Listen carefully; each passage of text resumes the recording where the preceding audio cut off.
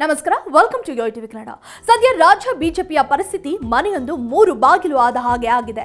ಸರ್ಕಾರದ ವಿರುದ್ಧ ಪಾದಯಾತ್ರೆ ಹೋರಾಟದ ಉತ್ಸಾಹ ಬಿಜೆಪಿ ಪಾಳೆಯದಲ್ಲಿ ಮೇಲೋಟಕ್ಕೆ ಕಾಣ್ತಿದ್ರು, ಬಿಜೆಪಿಯೊಳಗೆ ಮಾತ್ರ ಒಡೆದ ಮನೆ ರೀತಿಯಾಗಿದೆ. ರಾಜ್ಯಾಧ್ಯಕ್ಷ BY ವಿಜೇಂದ್ರ ಗುಂಪು ಒಂದು ಕಡೆಯಾದ್ರೆ, ಶಾಸಕ ಬಸವನಗೌಡ ಪಾಟೀಲ್ ಯತ್ನಾಳ್ ಗುಂಪು ಮತ್ತೊಂದು ಕಡೆ. ಇದೆಲ್ಲದನ್ನ ಮೀರಿಸಿ ಸಂಘ ವಿಶ್ವಾಸನೀಯ ಅಥವಾ ಹೈಕಮಾಂಡ್ ವಿಶ್ವಾಸನೀಯ ಬಣ ಮಗದೊಂದು ಕಡೆಯಾಗಿದೆ. ಬಿಜೆಪಿ ರಾಜ್ಯಾಧ್ಯಕ್ಷರಾಗಿ BY ವಿಜೇಂದ್ರ ಅವರನ್ನ ಆಯ್ಕೆ ಮಾಡುವ ಸಂದರ್ಭದಲ್ಲೇ ಬುಗುಲೆದ್ದಿದ್ದ ಅಸಮಾಧಾನ ಇನ್ನೂ ತಣ್ಣಗಾಗಿಲ್ಲ. ಆ ಸಂದರ್ಭದಲ್ಲಿ ಪಕ್ಷದ ರಾಜ್ಯಾಧ್ಯಕ್ಷರ ವಿರುದ್ಧ ಶಾಸಕ ಬಸವನಗೌಡ ಪಾಟೀಲ್ ಯತ್ನಾಳ್ ಅವರು ಬಹಿರಂಗವಾಗಿ ಅಸಮಾಧಾನ ಹೊರಹಾಕಿದ್ರು. ಅವರಿಗೆ ಸಾಥ್ ನೀಡಿದವರು ಶಾಸಕ ರಮೇಶ್ ಜಾರಕಿಹೊಳಿ. ಸದ್ಯ ಇವರ ಈ ತಂಡ ವಿಸ್ತರಣೆಯಾಗುತ್ತಿದೆ. ಮಾಜಿ ಸಂಸದ ಪ್ರತಾಪ್ ಸಿಂಹ, ಕುಮಾರ್ ಬಂಗಾರಪ್ಪ, ಶಾಸಕ BP ಹರೀಶ್ ಕೂಡ ಈ ತಂಡಕ್ಕೆ ಸೇರ್ಪಡೆಯಾಗಿದ್ದಾರೆ.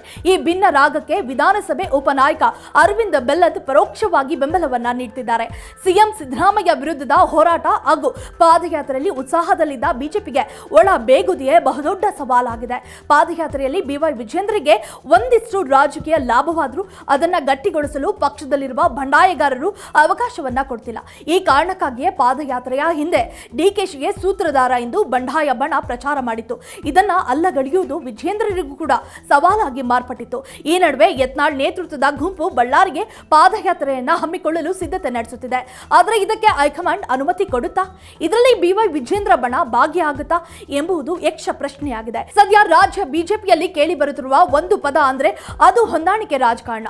ಹೌದು, BY ವಿಜೇಂದ್ರ ವಿರುದ್ಧ ಯತ್ನಾಳ್ ಬಣ ಈ ಆರೋಪವನ್ನ ಮಾಡ್ತಿದೆ. ವಿರೋಧ ಪಕ್ಷದ ನಾಯಕ R ಅಶೋಕ್ ವಿರುದ್ಧವೂ ಕೂಡ ಯತ್ನಾಳ್ ಬಣ ಇದೇ ಆರೋಪವನ್ನ ಮಾಡ್ತಿದೆ. BY ವಿಜೇಂದ್ರ ಅವರು DCM DK ಶಿವಕುಮಾರ್ ಜೊತೆಗೆ ಹೊಂದಾಣಿಕೆ ರಾಜಕಾರಣ ನಡೆಸುತ್ತಿದ್ದಾರೆ ಎಂಬುದು ಇವರ ಆರೋಪವಾಗಿದೆ. ಸದನದಲ್ಲೂ ಕೂಡ ಬಿಜೆಪಿ ಅಹೋರಾತ್ರಿ ಧರಣಿ ಸಂದರ್ಭದಲ್ಲಿ ಇದೇ ಆರೋಪವನ್ನ ಯತ್ನಾಳ್ ಮಾಡಿದ್ರು. ತಮ್ಮ ಒತ್ತಡಕ್ಕೆ ಮಣಿದು ಪ್ರತಿಭಟನೆ ನಡೆಸಿದ್ದಾರೆ ಎಂಬ ಅರ್ಥದಲ್ಲೂ ಕೂಡ ಹೇಳಿಕೆಯನ್ನ ನೀಡಿದ್ರು. ಇವೆಲ್ಲವೂ ವಿಜೇಂದ್ರ ಬಣಕ್ಕೆ ಮುಜುಗರ ಉಂಟು ಮಾಡಿತ್ತು.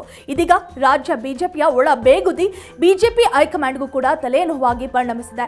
ಇದು ಹೀಗೆ ಮುಂದುವರೆದರೆ ಪಕ್ಷಕ್ಕೆ ದೊಡ್ಡ ರೀತಿಯಲ್ಲಿ ಡ್ಯಾಮೇಜ್ ಆಗಲಿದೆ ಎನ್ನುವ ಮಾತುಗಳು ಕೂಡ ಇದೀಗ ಕೇಳಿ ಬರುತ್ತಿವೆ. ರಾಜ್ಯದಲ್ಲಿ ಆಡಳಿತ ಸರ್ಕಾರದ ವಿರುದ್ಧ ಹೋರಾಟ ಮಾಡಲು ಬಿಜೆಪಿ ಬಳಿ ಸಾಕಷ್ಟು ಅಸ್ತ್ರಗಳಿವೆ. ಆದರೆ ಎಲ್ಲರನ್ನ ವಿಶ್ವಾಸಕ್ಕೆ ತೆಗೆದುಕೊಂಡು ಹೋಗುವ ನಾಯಕತ್ವದ ಕೊರತೆ ಎದ್ದು ಕಾಣ್ತಿದೆ. ಹೀಗಾಗಿ ಹೈಕಮಾಂಡ್ ಮಧ್ಯಪ್ರವೇಶ ಮಾಡುತ್ತಾ ಎಂಬುದು ಇದೀಗ ಎಲ್ಲರ ಕುತೂಹಲಕ್ಕೆ ಕಾರಣವಾಗಿದೆ. ಇಷ್ಟೇ ಅಲ್ಲ, ಪ್ರತಿ ಸಮಸ್ಯೆಗಳನ್ನ ಪರಿಹರಿಸುವಲ್ಲಿ ವಿಜೇಂದ್ರ ವಿಫಲವಾಗಿದ್ದೆಲ್ಲಿ ಎನ್ನುವ ಪ್ರಶ್ನೆ ಕೂಡ ಎದ್ದಿದೆ. ಹೌದು, ಬಿಜೆಪಿಯಲ್ಲಿ ರಾಜ್ಯಾಧ್ಯಕ್ಷರಾದ ಬಳಿಕ ವಿಜೇಂದ್ರ ಅವರ ಮೇಲೆ ಸಾಕಷ್ಟು ನಿರೀಕ್ಷೆಗಳು ಇಟ್ಟುಕೊಂಡಿದ್ರು. ಆದರೆ ಎಲ್ಲರ ವಿಶ್ವಾಸ ಗಳಿಸುವಲ್ಲಿ ವಿಜೇಂದ್ರ ವಿಫಲವಾಗುತ್ತಿದ್ದಾರೆ ಎಂದು ಪಕ್ಷದಲ್ಲಿ ಕೆಲವರು ಬಹಿರಂಗವಾಗಿ ವಿಜೇಂದ್ರ ವಿರುದ್ಧ ಅಸಮಾಧಾನ ಹೊರಹಾಕಿದ್ದಾರೆ. ಮತ್ತೆ ಕೆಲವರು ಆಂತರಿಕವಾಗಿಯೇ ಅವರ ವಿರುದ್ಧ ಅಸಮಾಧಾನ ವ್ಯಕ್ತಪಡಿಸುತ್ತಿದ್ದಾರೆ.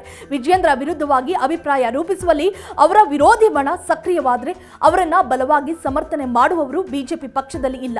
ಇದು ಭವಿಷ್ಯದಲ್ಲಿ ವಿಜೇಂದ್ರರಿಗೆ ಹಿನ್ನಡೆ ಆಗುವುದರಲ್ಲಿ ಸಂಶಯವಿಲ್ಲ ಎನ್ನುವ ಮಾತುಗಳು ಇದೀಗ ರಾಜಕೀಯ ಪಡಸಾಲೆಯಲ್ಲಿ ಕೇಳಿ ಬರುತ್ತಿವೆ. If you like this video, ಬೇಗ ಲೈಕ್ ಮಾಡಿ, ಕಾಮೆಂಟ್ ಮಾಡಿ, ಶೇರ್ ಮಾಡಿ ಹಾಗೂ ಯೋಯೋ ಟಿವಿ ಕನ್ನಡವನ್ನು ಸಬ್ಸ್ಕ್ರೈಬ್ ಮಾಡಿ.